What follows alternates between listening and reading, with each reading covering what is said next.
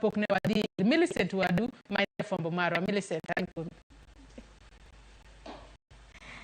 Ero kamana ahinya, en wach marach kendo en wach malit ahinya ng'ato nyalo tiyo to ok chule. Mano medo mana chwalo ywak mar jogo mane tiyo gi kaunti ma Kisumu. Adiera ne wawacho ni achiel kuom atua ma Kenya no osegoyo en pend chike manyien mano miyo watelo maduong' to gi telo mar kaunti.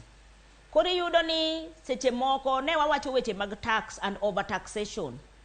To nitiere usuru michulo madhi e sirikal maduong' mamiyo koro sirikal maduong' nyalo bedo gi pesa matayo godo piny. Ma wadwa Eric no wacho ni GDP chande. Pesa matayo piny ni ema moko ibaro kowuok e sirikal maduong' biro e sirikal mar kaunti. To pesni gi kokoti kodgi e yo maber. Tiyudo ka ng'ukruok nitiere. Na ing'ada ka wacho weche mag somo. Kane wawacho adiera atua ma wasegoyo.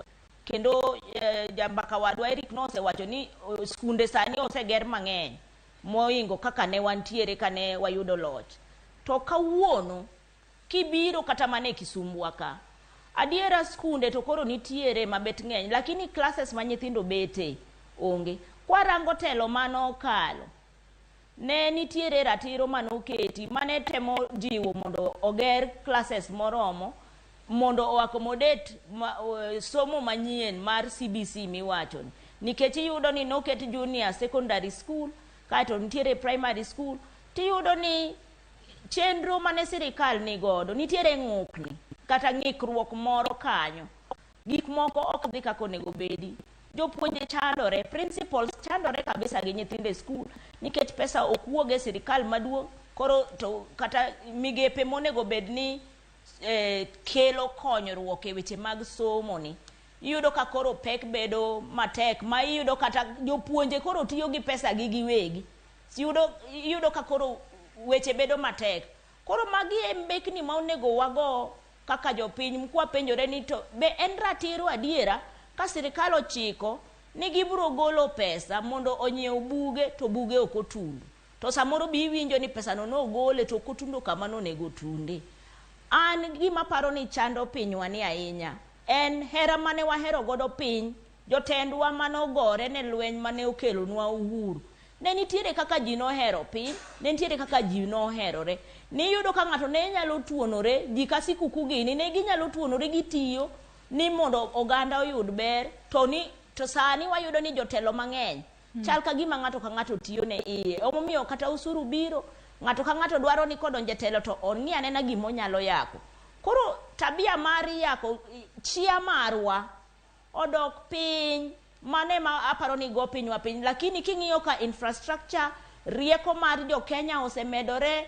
King'iyo kata mana kae wane piny mokwongo mano biro gi mobile banking M-Pesa mago gik manyaka wasungre ne nikech mago gik motimre nikech loch mane wayudo. To keni yudo ka teknolojia mane jatendo piny owacho e weche mag mbui gik mitimo mbui mondo ji oyud tich kata sero jok mani diaspora mondo duogi adiera jo Kenya temo to sirikal be oseketo gik moko manyalo miyo tiyo e pinywa ni bedo maber.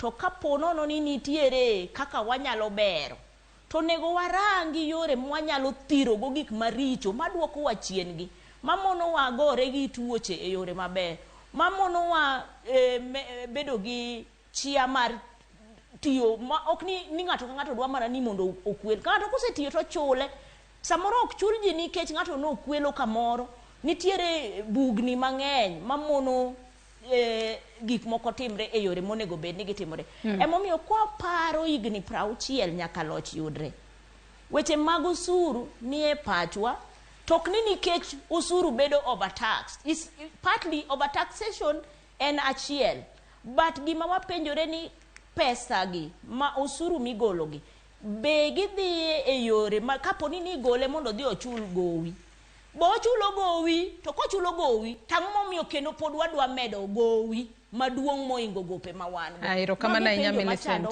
ema mono ji nindo. Pod wantiere twak okinyi ma kawuono ka bende jatend piny Kenya William Ruto nowacho odiochieng' manyoro no bro bedo kokedo matek kod weche mag mibadhi mar mondo mi omenda kata siling ka siling ma ijuogo ja Kenya kik lala kalore kod weche go mag mibadhi. Nyakora Ramogi Jwang pod wantiere twak okinyi ma kawuono wakaw mana yweyo madundo gi sani tok yweyo abro duogo bende abro bedo kasomo